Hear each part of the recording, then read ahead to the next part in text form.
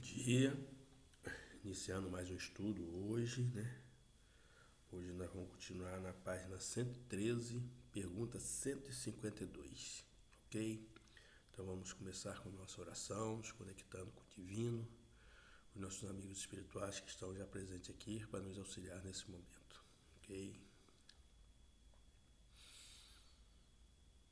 Amado Mestre Jesus, nosso irmão maior, aquele que veio aqui nos ensinar o caminho, nos ensinar como nos comportarmos nessa vida corpórea, que veio aqui nos ensinar a amar, a nos doar, que veio nos ensinar que o mundo que nós estamos procurando não é o mundo corpóreo, e sim o mundo espiritual.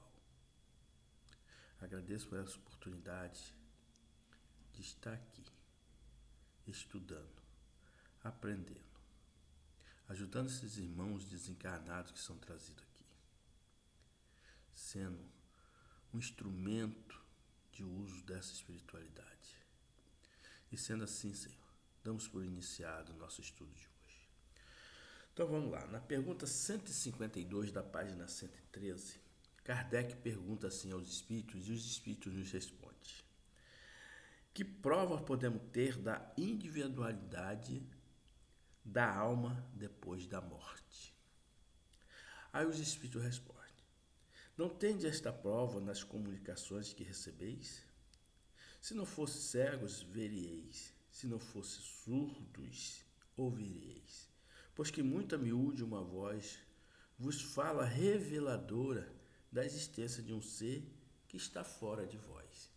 Bom, então vamos lá. Para os espíritos que trabalham diante da espiritualidade, é fácil compreender isso, né? Essa conexão com o mundo espiritual, ou seja, com os espíritos, né? Com aqueles seres que estiveram aqui como nós, foram para o plano espirituais, alguns se encontram ainda entre nós, né? Isso se comunicam através do que nós chamamos de médiuns, né? Mas agora vamos fugir um pouco dessa linha de raciocínio dos espíritas, que os espíritas já sabem disso. Mas tem religiões que não aceitam, né? Então vamos lá. Então quando ele contesta a existência de espírito, ele está contestando as revelações que Moisés recebeu, né? Abraão, Jacó, né? Até mesmo dos apóstolos, que quando Jesus passa para o outro lado, ele vem estar entre os vivos. E Jesus passou a ser o que depois da morte? Um espírito. Olha, Deus não deu privilégio a ninguém. Todos nós fomos criados simples e ignorantes, até Jesus. Todos foram criados iguais. Então, quando ele fala sobre, né, que nós recebemos comunicações e não vemos e não ouvimos, né, é porque, em outras palavras, nós temos uma coisa que se chama-se glândula pineal. Essa glândula pineal é que faz verdadeiramente a conexão nossa com o mundo espiritual. Então nós temos pessoas que são clarividentes, que vê espírito. Nós temos pessoas dentro da igreja católica que vê espírito. Nós temos pessoas dentro da igreja evangélica que vê espírito. Nós temos pessoas do islamismo que vê espírito, do hinduísmo que vê espírito. Temos pessoas que não frequentam nenhuma religião que vê espíritos, né? Mas quando acontece isso, por desconhecimento, acontece o quê? Fala que nós estamos com problema de cabeça, que temos que procurar um médico, temos que procurar um padre, uma igreja, exorcizar, né? Quando a gente ouve, fala que isso é imaginação, né? Então, quando a gente faz a incorporação, né, que é o acoplamento dos campos energéticos, né, eles falam que nós estamos possuídos pelo demônio, né? Então, depende muito das palavras, de como você se vê. Nós que compreendemos o mundo espiritual, né, já estamos convictos da existência de vida após morte, de que esses irmãos que se manifestam, ou que ouvimos, vemos, nada mais é do que irmãos que estiveram aqui e passaram para o outro lado. Alguns aceitaram ajuda do outro lado, estão em tratamento, outros não. Outros pensam que ainda estão vivos, estão entre nós, andando entre nós, conversando entre nós, porque houve alguma coisa mal resolvida que eles querem resolver ainda, né? Alguns querem, né, preso a matéria, então tem uma casa, tem um carro. Alguns querem ajudar a família, alguns ficou preso, algum filho que ficou aqui, ou vice-versa, ou o filho ficou preso aos pais, né? Alguma causa mal resolvida. Então esses irmãos que nós vemos estão lá, nada mais é do que espíritos, do que pessoas que foram como nós. Só que nós estamos aqui vivenciando, né, uma oportunidade, uma experiência, uns para a prova, outros para expiações, ok? Ainda ele continua assim: os que pensam que pela morte a alma reingressa no todo universal estão em erro. Se supõe que semelhante à gota d'água que cai no oceano, ela perde ali a sua individualidade. Então, certo-se por todo universal, entende o conjunto dos seres incorpóreos, conjunto de que cada alma ou espírito é um elemento, né? Então a gente não tem que entender, morreu, acabou, você vai voltar para o reino do céu e acabou. Quer dizer, você acha que uma única vida você vai conseguir evoluir de acordo com a necessidade de você realmente voltar a estar ao lado de Deus? Você acha? Quantas imperfeições nós temos? Eu tenho as minhas imperfeições, você tem as suas imperfeições. Esses nossos irmãos desencarnados que estão aqui têm as imperfeições deles, precisam melhorar, e com uma vida só não se resolve, não. Se as almas se confundissem numa amálgama, só teria as qualidades do conjunto, nada distinguiria uma das outras.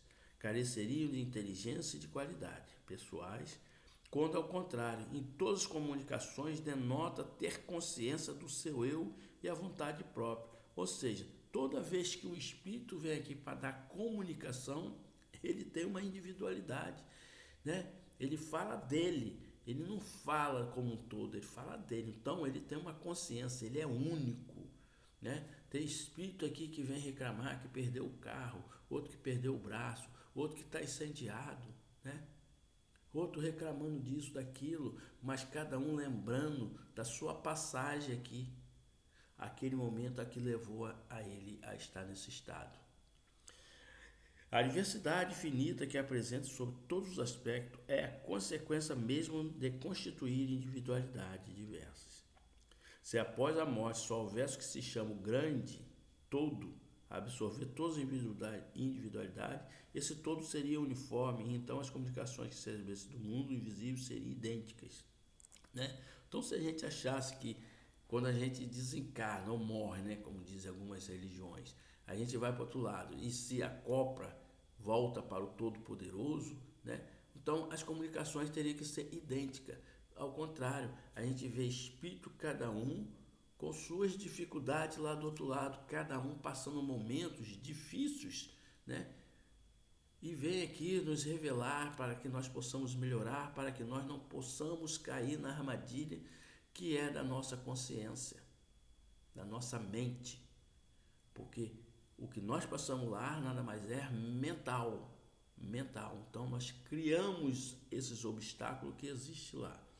Desde que, porém, lá se nos deparam seres bons e maus, sábios e ignorantes, felizes e desgraçados, que lá o agem todos os caracteres, alegres e tristes, levianos e ponderados, etc. Patente se faz que eles são seres distintos. A individualidade ainda mais evidente se torna quando esses seres provam a sua identidade por indicações incontestáveis, particularidades individuais, verificáveis referentes à sua vida terrestre.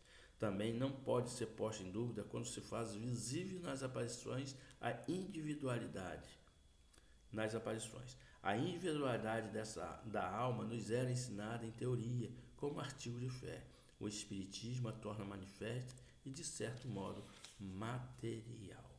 Ou seja, quando eles nos vêm aqui, eles nos dão detalhes minuciosos da sua passagem aqui. Então não tem como contestar. Não tem como contestar isso, né?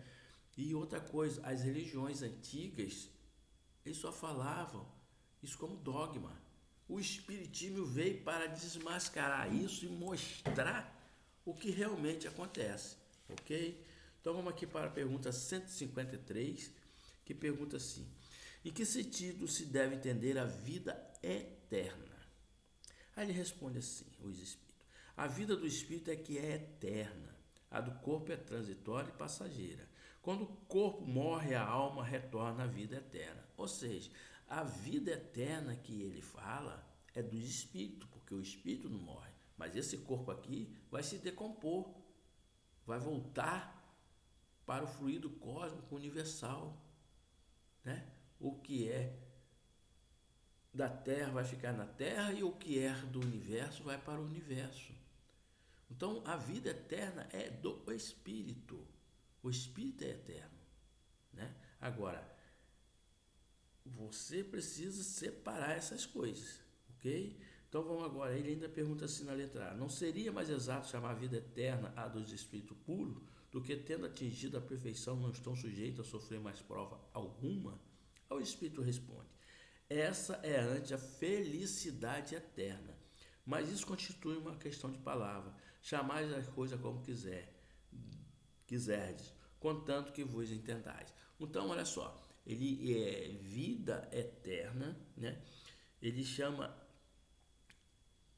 aquilo que nós passamos, né, do outro lado. Então, o espírito não morre. Agora, quando ele quer falar puros espíritos, aí já é uma felicidade, que esses espíritos já passaram por tudo. Então não é uma felicidade só, então é uma felicidade eterna, né?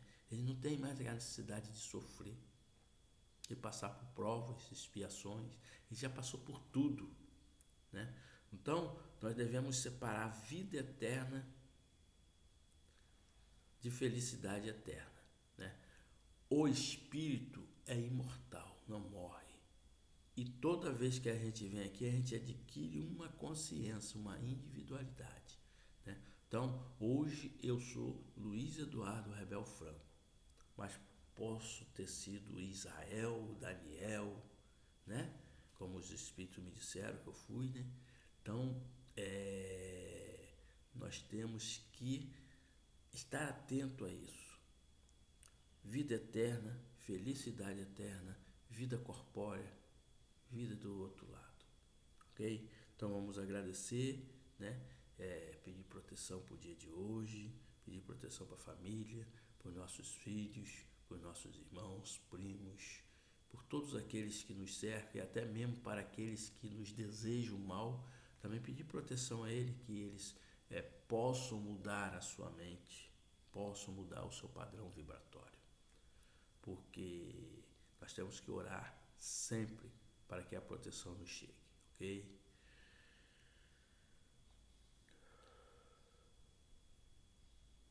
Pois Espírito presente aqui, agradecido por essa oportunidade, por esse estudo, por estar ajudando esses nossos irmãos desencarnados que aqui são trazidos. Que esses irmãos que estão lá do outro lado ainda, em desespero, ainda não sabendo o que acontece na vida deles, possam recobrar o mais rápido possível o sentido, para que eles aceitem a ajuda desses nossos irmãos que estão ao lado deles, para que eles possam ser encaminhados para um hospital, para um tratamento, para que possa continuar a sua caminhada. Sendo assim, damos como término o estudo de hoje. Que assim seja e assim é.